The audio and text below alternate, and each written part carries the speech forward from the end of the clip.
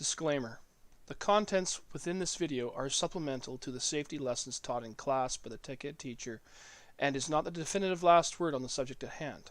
No person or student should attempt to follow any of the safety guidelines herein or use equipment until they have received safety training from the tech ed teacher within the shop itself and only after completing their safety demonstration and written test.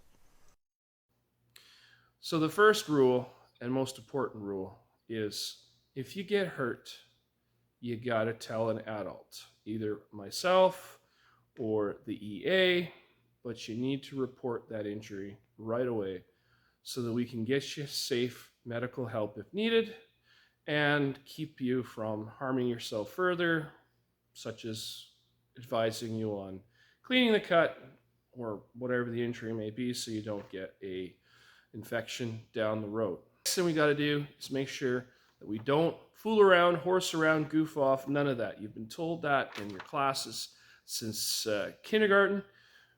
We don't do that here. It can cause serious accidents. Many years ago, I had two students over in the auto shop, and they were splashing each other at the sink. And this led to one student taking it too far, and the other student tried to dodge the splashes and ended up ramming his lip into the corner of a desk, like that one right there, right back here. Ended up putting his lip right here and actually split his lip. You could see his teeth right through here. Had to have stitches. It was a big deal. No goofing off, no horsing around. We don't tolerate that here. Now, you've heard me talk about it already, I'm sure, but clothing. This is not jewelry. Jewelries are accessories. We're talking about clothing, shirts, pants, headwear, footwear. Okay, there are three things that you need to be aware of. The first one is no hoodies. A hoodie is anything with strings, a hood that goes over your head, a pouch on the front, whether it zips up or not. They're very baggy, and those strings, the hood, the pouch, they hang up on stuff, and they could pull you into a piece of equipment and hurt you. They're a big no-no. They're not allowed. Second one is anything that is baggy that doesn't fit the hoodie description. Long, very long sleeves, very loose fitting. All right, those types of things, loose clothing, big no-no. And the last one is, of course, open-toed shoes. Those can consist of Crocs, slides, sandals.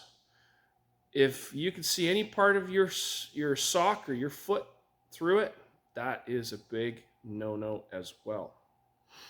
Okay, so no hoodies, no baggy clothes, no open-toed shoes. The next one is jewelry. Long necklaces, big dangly earrings, wristwatches, rings, none of that. You gotta take them all off. Doesn't matter if they're tied on permanently, you'll have to figure out how to untie it. Or I've got scissors. If this jewelry, a bracelet that's welded on, it's gonna have to be cut off. If any of those things hang up on something, it could pull you into a piece of equipment. So we have to make sure we remove all those dangers. All you got to do is look up ring injury on Google. I used to have a picture. And I got this video deleted, so I had to take the picture out and refilm the video. So, yeah, look it up. You'll see what can happen. Just take them off. It's not worth it. We do not tape them up either. They've got to come off. All right, the next one doesn't affect me because I'm not capable of growing long hair anymore. Gotta love the bald look.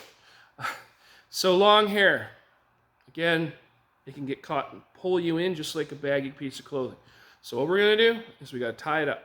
We're either gonna tie it up in a bun, ponytail, a bobble, tuck it under a hat, whatever. Just make sure that it doesn't dangle in front of you when you're using equipment, or you are going to get it wrapped up and it's going to pull you in. I have elastic bands, which are not great. but I have elastic bands if you need them. Otherwise, bring a hair tie. All right, safety glasses. I always wear safety glasses. I have prescription safety glasses, and I just wear them 24/7. You have access to safety glasses in here. You need to wear them at all times, bell to bell, no exceptions. You may not be doing something that seems dangerous or needs safety glasses, but someone else might be over there at a lathe and chips are flying over there where you're standing at the sink. Okay? Sparks past the camera could fly all the way over here where I'm standing. So we have to wear safety glasses at all times. Okay? If they're fogging up, you need to go wash them. It's easy to do. Wash them with hot soapy water with your fingers until they squeaky clean. Rinse them off, dry them off, and keep them on your face so the glasses heat up to the temperature of your face, less likely to fog. And don't put them up over your head because that will cause them to fog up as well. All right? Keep them clean and they won't fog up. All right, so now we're going to go on a little tour and we're going to have a look at some shop safety specific to certain locations. Okay, so we're at the lathe now, and at each lathe is an air wand and also at the milling machine. So, this is an air wand, okay? Uses compressed air. There's no compressed air turned on right now, but if I pull the trigger, air comes out, okay? Now, there's two dangers that we're concerned about with compressed air. The first one is if you hold it against your skin and you pull the trigger, you could force an air bubble into your skin.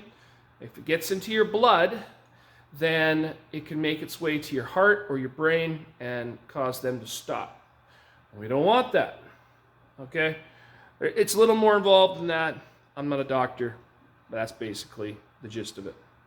That's why, speaking of doctors, when you go to get a needle, your immunization or whatever, they flick it, squirt the air out, squirt a little bit of fluid out. Well, that's actually them getting the air out, so it doesn't go into your bloodstream, cause you a problem.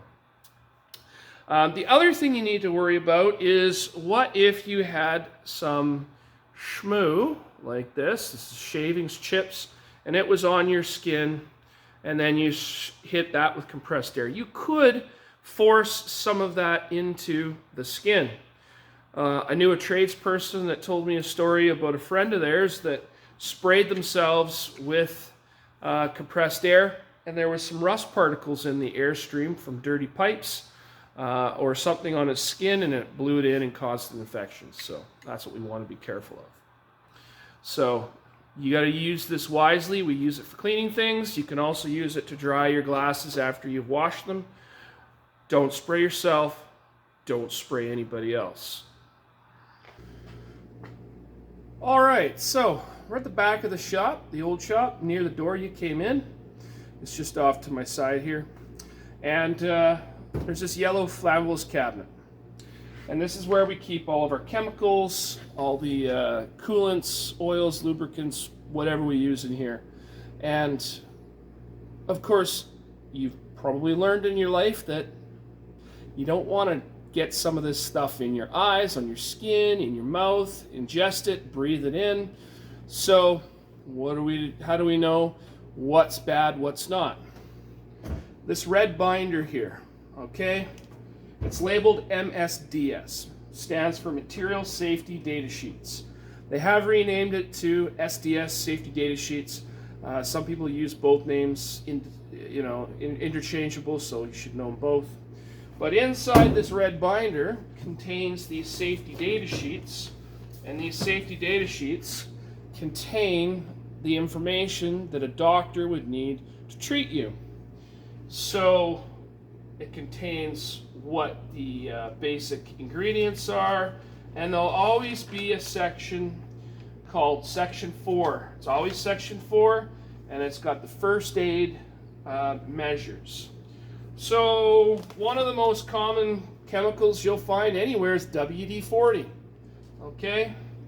Fun fact, WD stands for water displacement. 40 is the 40th recipe they tried before they got it perfect. So, number 4, first aid measures. Ingestion, swallowed. Do not induce vomiting. Eye contact, flush thoroughly with water. Skin contact, wash soap and water. Inhalation, move to fresh air. Get medical attention if irritation or symptoms persist. So we can take that information and we can give it to a doctor, or you get it on your skin, you wash your skin off. It's not the end of the world. So that's where we find the information, the material safety data sheets. And you can just say in the red binder. That works too. All right. So we're back in the main shop. There's the bathroom door right there. And we're going to talk about spontaneous combustion. In science class, you may have learned that if you mix chemical A with chemical B, and they mix, they can cause what's called spontaneous combustion. They create enough heat that they just ignite themselves or whatever they're on. This happens very commonly in woodworking shops when different chemicals on rags, finishes, touch each other. They combine, create heat, rags catch on fire. So we're going to put them in that red fireproof bin right here. Okay? That way, if spontaneous combustion does happen, it's got a lid. There's not enough air in there to cause a fire, and even if it does, it's a metal container. Just push down the lever, lid opens. Might have to open this a little bit further because it's getting kind of old. And that is where we put all of our rags and stuff. Never in the trash can, always in the fireproof bin.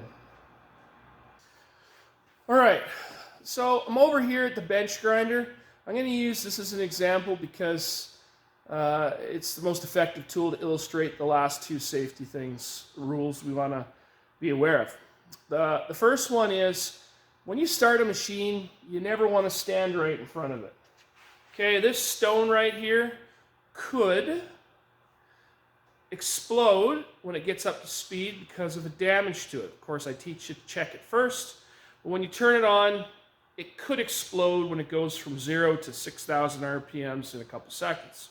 And so we would never want to stand right in front of it, okay? That would be really bad. It would hit us in the face. So what we're going to do, before we start any piece of equipment, we're going to stand off to the side. Now I'm safe. I'm going to reach in, and I'm going to turn it on. And if something bad was going to happen, it would have happened then. This brings us to the last safety information, is when you stop a machine, you don't necessarily stop it. So I'm going to hit the stop button. I heard the click. The machine is turning off, but it's still spinning. Still spinning. So it's still dangerous as long as it's spinning. Still spinning. Still spinning. So this machine has been turned off, but it has not stopped. Don't confuse the two. So you gotta wait. Still spinning. Still spinning.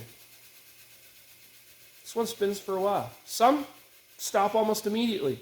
Others take a while. So don't reach in there and make any changes, adjustments, clean it, modify it, remove your material until it stops like it just did. So wait until it stops doing whatever it does. Okay?